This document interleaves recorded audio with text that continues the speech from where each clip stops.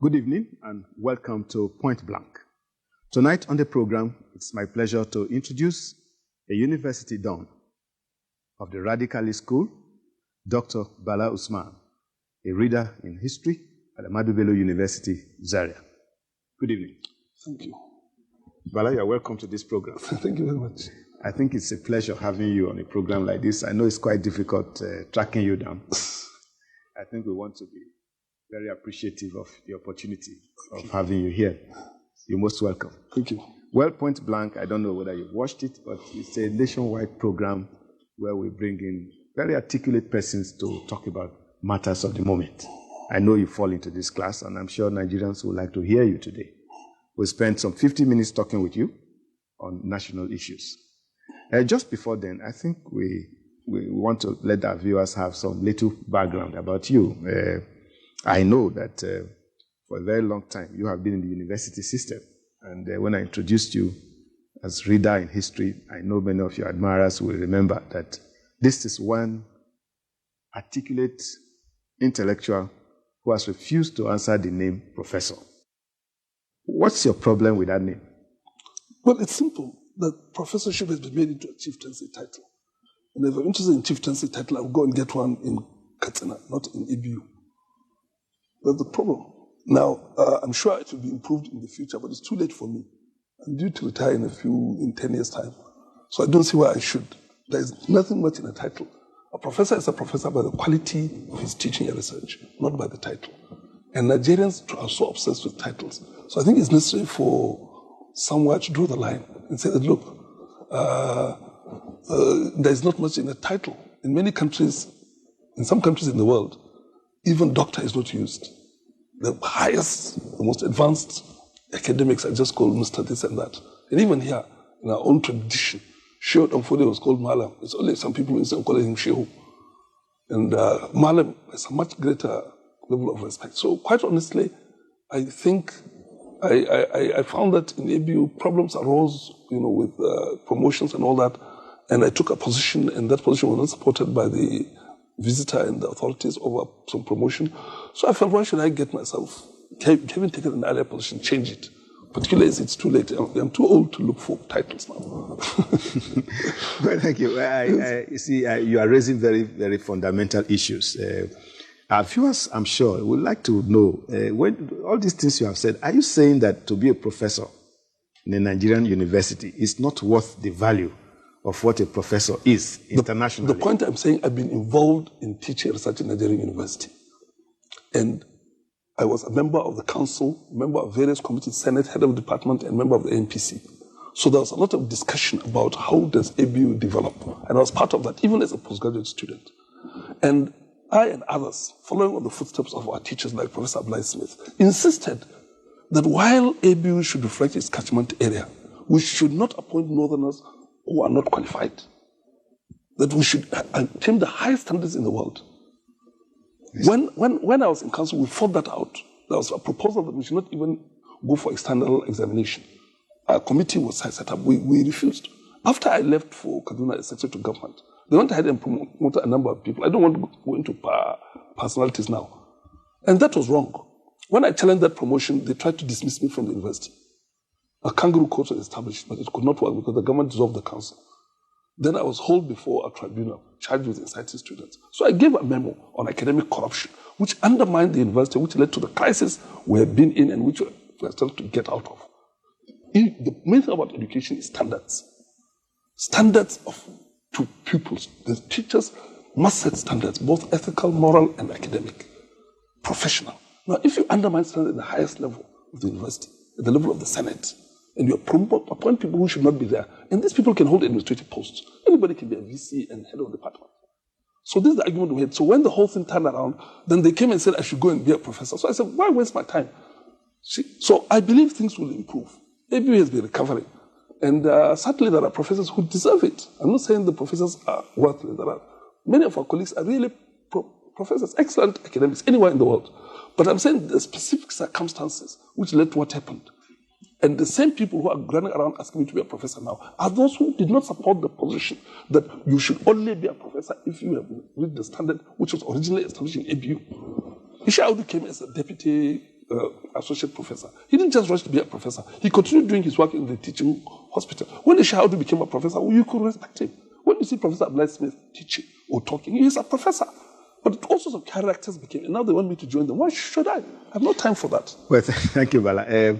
How extensive is this corruption in the academic field that you have talked about? Is this restricted to ABU or Nigeria, or do you think this is a trend globally? There is a global trend, the commoditization of knowledge. Capitalism has reached such a stage that so everything is knowledge. Right now, they are even trying to make life, patent life, genes. Everything is knowledge. Everything is for sale. So this is a general trend in the world.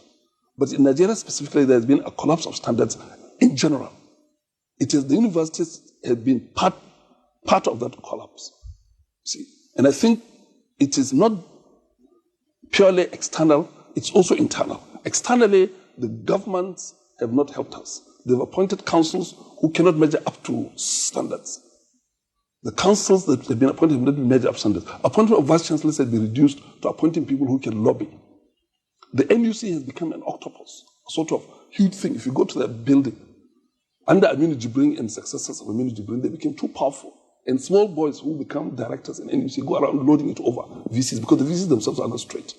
Then we in the university, that's our fault. We also do not abide by the old idea that it is not enough to have a first class or second class upper degree to be an academic. You must have an aptitude for a teacher, for teaching and research. You see, everybody has an aptitude. This is what I keep saying. Some people are very good at administration, some people are very good at management, economics, military, and all that.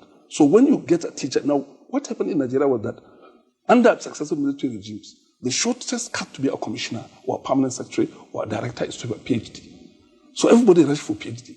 These boys are not interested in teaching. Teaching is very particular. It requires a certain character, a certain attitude towards life, a certain attitude towards other people, a certain attitude towards knowledge and truth. So a lot of characters jumped into university to get PhD. They want to get PhD. The moment they get PhD, the other one become professors or they want to become commissioners or ministers. So these boys kept fighting. And then the outside world did not help. I mean, the visitors and the chancellors and all that, they also went along. Like this craze for titles. All these military chaps and other politicians want to become doctor this, doctor that. We said, okay, no problem, but let us maintain our standards. So you see, it's not just university. We have our own internal problems because of the attitude of getting people who are not really interested in teaching and research, who are primarily interested in the title. Now, once you do that, then there's a problem because teaching is difficult. Research is difficult. And so this is the whole thing. Well, thank you. I want to find out whether you haven't actually made a lot of contribution to these problems you are raising, because people like you don't want to be vice chancellor. And I wonder if the wrong persons are vice chancellors, they will never produce the kind of academic curriculum you want to see in the university system. Why would you not want to be a vice chancellor? Because I did not join the university to be an administrator. If I wanted to be an administrator in 1970, I would have joined the federal government and I would become a PAMSEC or secretary to government or ambassador. I joined the university to teach and research. I had that option. Most of my family expected me to join administration. This is what we usually do. But I didn't join administration. I joined to do teaching and research. Now, in the first place, vice chancellors don't set curriculum. Senate does. You see, in a serious university, the running of the university is in the hands of the academics, not in the hands of any administrator. The vice chancellor is generally a coordinator, public relations coordination. It is the departments, the academics in the department, the faculty board, the research board, the senate, which run a university. But in Nigeria, vice chancellor has become chief executives. I've always told them that it's not nothing like a chief executive in a university, because chief executive means he can take decisions and say, that's it. He can't. Vice chancellor can't say, I approve a course or I admit someone like that. No. So in the first place, we should see what a vice chancellor is. A vice chancellor is supposed to be sort of, given our state, certainly has to be somebody who can provide leadership of some form. But leadership is provided by the departments, by the professors.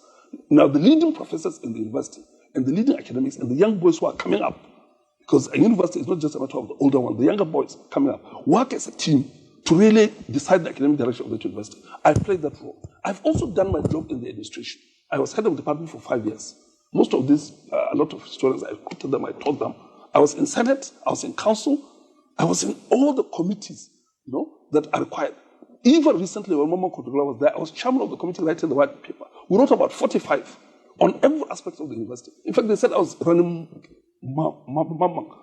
I was running the university at that time. Right now, Abdullahi is my student. He's the vice chancellor. We work closely with Abdullahi. But I don't see why I should go and sit down and do things where I want to do teacher research. I've not written the books I want to read. I've not read the books I want to read. I've not learned the languages I want to learn. So why should I go and sit down and be running around? Why not then come to Abuja and sit in some big office? Thank you. Yes. I mean, listening to you, one gets the impression that the position of vice chancellor is not as important as it has been placed. Why, it has become important. Why are your colleagues fighting to be vice chancellors? It has become important because of the corruption in Nigeria, which has made chief executive important, even in banks. The MD is just MD. He's member of a board. The executive directors are very important. But the concentration of power in the presidency, they say the president. I'm glad Obasanjo said he doesn't want to be commander-in-chief. Of course he's commander-in-chief. Why do you have to call him every day he's commander-in-chief? He's the president. Now he's Federal Executive Council meeting. They decide collectively. What has happened is that there's been the erosion of collective responsibility. The university is run as a committee system. That has been eroded. Now, it's not just academics who are responsible. It's part of a general decline in Nigeria. But I blame us more because being those who are engaged in knowledge, we should show the light. We should be different.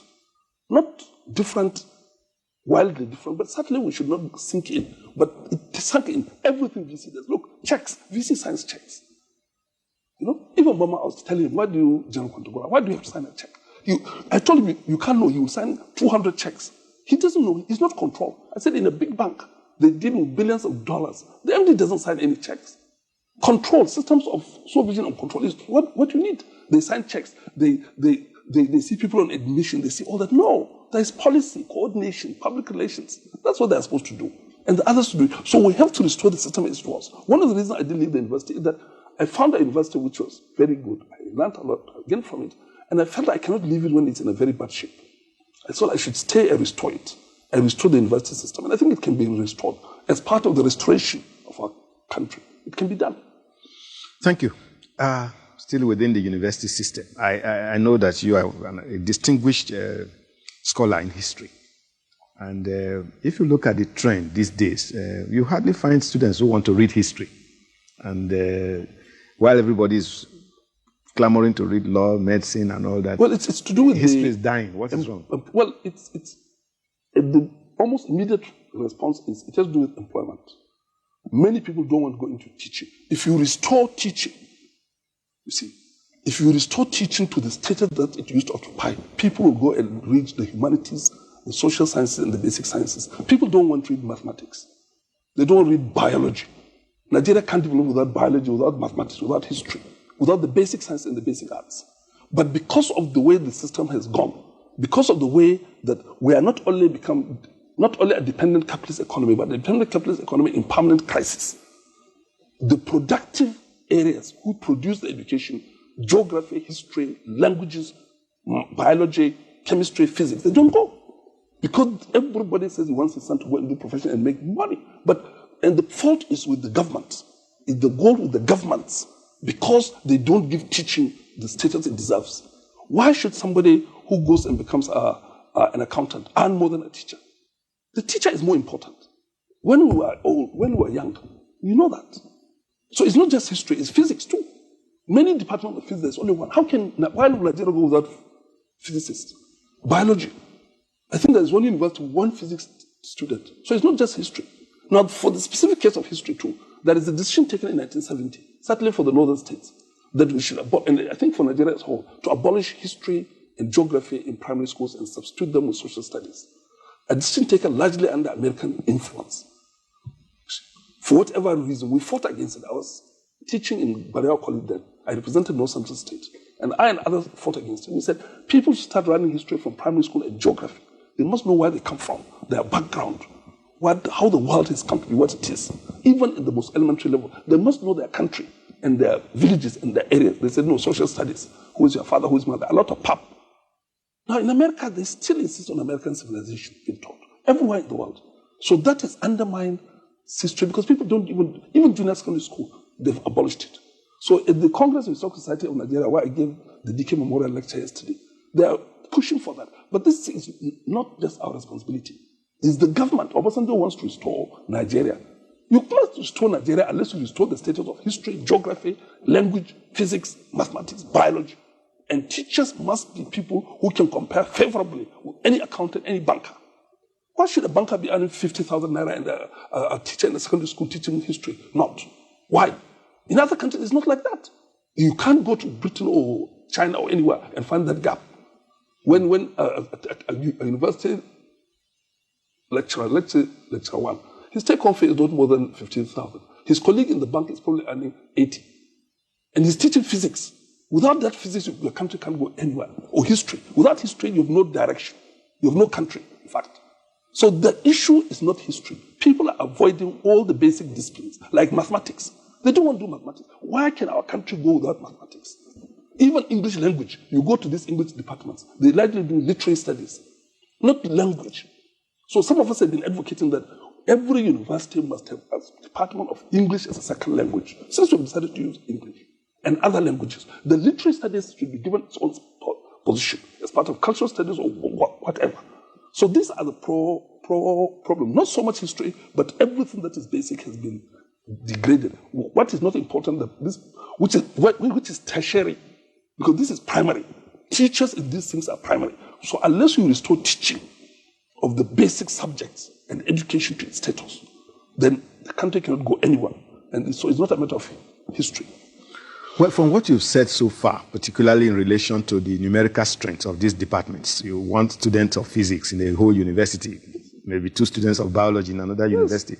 Don't you think there's need to restructure the university system? It's not that don't we have too many universities? It is the teachers you have to restructure. It is the employment you have to restructure. If today a physics graduate will earn as equal as a banker, as a bank manager, they'll go and do it. Do you get my point? There are physics graduates who finish and go and do MBA and go and work in a bank. Okay. So the problem is not in the university. The problem is the employment. That's why I've been criticizing this PDP government, national federal government. They talk of restoring education. You can't restore education outside a framework of a national development plan, which is an incomes and prices policy, which provides a rational structure of wages and salaries. You get my point? Yeah. You must rationally rate wages and salaries. You can't say somebody like you here in NT, because you're working in NT, somebody working for IT will earn 10 times more than you do while you're doing the same work. It's not fair. You must have a rational policy, but because they're afraid of this IMF World Bank, they shy away from it. So it's all ad hoc. But you cannot get people to do physics and mathematics unless you give them remuneration. And that is a national policy. It's not a matter of the market. Nigeria must have mathematicians. Otherwise, we're finished. We must have biologists and microbiologists and biochemists. Otherwise, we're finished. Who teach our children. So you just have to pay them, whether the market likes it or not. In your own perception, do you think this is the kind of restructuring we need? When you listen to colleagues in politics and all that who talk about restructuring the nation, you think this is the kind of restructuring? No. The people who are shouting restructuring talk about changing Nigeria from a state which is composed, a federation made up of territorially based states, to a federation made up of ethnically based states. They want to remove the territorial principle, which is tied up with citizenship, national citizenship. That if you're a citizen of Nigeria, you live in any of these states, you can vote there, you have rights to all that you can, although there's this indigenous thing here and there.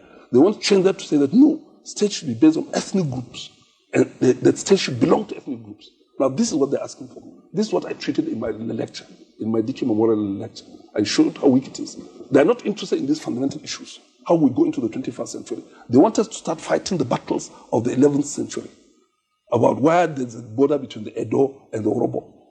Because once you have these regional units based on ethnic groups, how do you draw the border between Edo and Yoruba? Where does Lagos belong? Who established Lagos? Once you do that, you're going to fight the battles of the 18th century, 19th century. So these people are taking us backwards, while what we should do is to move forward. Why don't we have physics teachers? Why don't you have mathematicians? Why aren't all our children in school? This is what we have to address. That restructuring is in my way, retrogression. Can one deduce from what you have said that you don't support this call for the No, I don't only not support conference? it. I don't not only support it. I think it's irrational. It's born out of fear. You see, what I will explain why it's irrational, then I will explain the fear. the Sovereign National Conference idea and the whole idea of restructuring, which AD and the other tribal organizations are advocating. It is irrational because it is not based on any evidence. For example, Professor Wole Soyinka, I know he is a fiction writer. It is not known to tell lies. But he has gone to Canada and said Nigeria, the component units of Nigeria, he's been saying it all over the place. The component units of Nigeria, of the Nigerian Federation are ethnic groups. Since when? The component units of Nigeria Federation have never been ethnic groups. At independence on the 1st of October 1960, there were 3 regions and a federal capital territory. They argue that the negotiation between Nigerians and with the British was done by ethnic groups. It was not done like that. You see, the Constitutional Conference, the first one, which by the time the British decided that they have to get out by 1950, virtually after the Eva Valley massacre, which was commemorated very well a few days ago, the British started the Constitutional Conference in Ibadan. The units of representation were districts, provinces, and regions. NCNC wanted to contest as a political party. The British refused. I think NCNC boycotted, which was unfortunate. When the conference came, the Ibadan conference, that was based on regional, district, and provincial representation, not ethnic. Any Nigerian living in any district, province, or region could come. If Zik had contested, he would have come in for Western region because he was living in Lagos, as he did in 1951. He won an election from a Lagos seat and was going to be the leader of the majority party in the Western Regional Parliament. Subsequent constitutional conferences were made up of representatives of political parties, not ethnic groups, not even regions. NEPO went with NCNC, NDC went with MPC, Niger Delta Congress, Action Group UNBC. All of them went with their allies across. There are regional parties, but national system of alliances worked. So it's a lie to say that Nigeria... Now let's go back further. These so-called component units did not even exist before Nigeria. As D.K. showed, and I quote him, and he's one of the most distinguished historians of the 20th century anywhere in the world. This is what I pointed out. People in Nigeria don't appreciate how important D.K. is. But he is outstanding. If you go to other parts of the world, they speak of him so highly. But Nigeria, because of whatever slavish mentality, he's not celebrated in CNN. They don't think highly of him. D.K. pointed this out in his last book, that the Igbo nationality is a product of the 20th century. So is the Yoruba nationality. This is not saying that there are not people who spoke dialects of the language that has now become SY, standard Yoruba. No, but as a nationality, like Hausa, the name Hausa used to be applied to people living in the West. What others call themselves is Katsinawa, Kanawa, Zegi, Mutanen, Daura, and all that. These names are developed as a result of the colonial experience. Ogoni is a colonial identity. Orobo is a colonial identity. Even Ijo is a colonial identity. Fulbe is a bit older, but it's complex because there are so many different types of Fulbe. This idea in Nigeria says that Fulbe is a tall man with a white skin with nose. It's nonsense. You go to Senegal, you go to Sudan, you go to Mali. Fulbe is because of migratory habit, they are different. And even the dialects of the Fulbe language are different. Many people who are called Fulani because of they come from certain social classes, particularly in houseland. So the point I'm making is that the British did not conquer tribal entities. They conquered territorial groups. When the independence came, it was not won back by tribal groups. It was won by West African, and national organizations.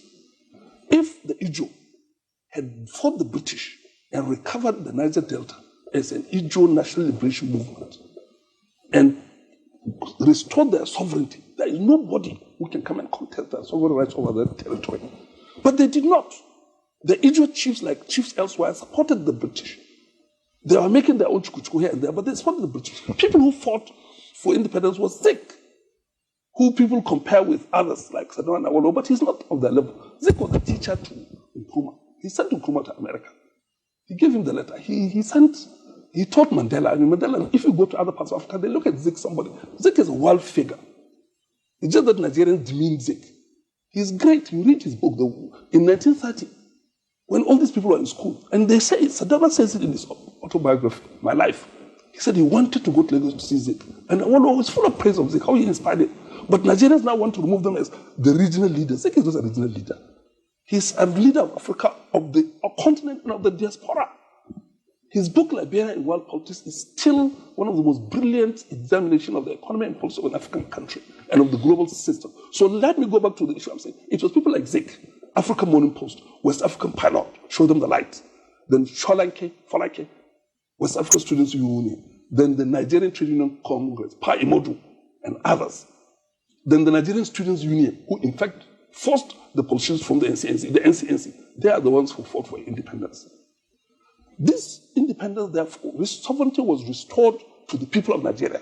That's why the Land Use Act is correct. Sovereignty, the land of Nigeria belongs to the people of Nigeria, because before it was under various independent states, kingdoms, city-states, confederations. The British conquered it and made it a colonial territory. Our movement fought for it, and it came back to us as the people of Nigeria. Sovereignty exercised by the federal government. But this sovereignty does not mean that people do not have occupational rights. A citizen of Nigeria living in a part of Nigeria has rights to that place. Do you get my point? Yeah. Not sovereign rights. I get it. Thank you very much. I know that this type of question is going to take so much of our time, bringing the best of history out of you. Thank you very much. We'll take a short break and get back in a few seconds to talk about other issues of national importance. Stay with us.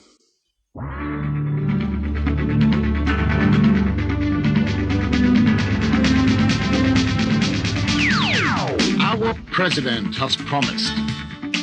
Our governors have followed suit. The legislature is primed for the real democratic process. And the Nigerian Television Authority is poised to transmit these democratic actions to your living rooms, highlighting the intricate workings of its fulfilling outcome. Now, NTA Tuesday Live, with opinion leaders and professionals at 10 p.m. every Tuesday. It'll be incisive, analytical, penetrating, daring, and refreshingly fit for the adult mind, packaged to strengthen democratic values. Call in live in open telephone line and make your individual contribution towards the realization of our collective dream. Genuine democracy, government of the people, by the people, and for the people. And that's not all. NTA Tuesday Live is a national get-together with the economy, government policies, energy, national reconciliation, health, sports, and addressing every other aspect of our national life. On the network service, NTA Tuesday Live is an interactive national program. You asked for it, and here it is. NTA Tuesday Live, every Tuesday at 10 p.m. Join us.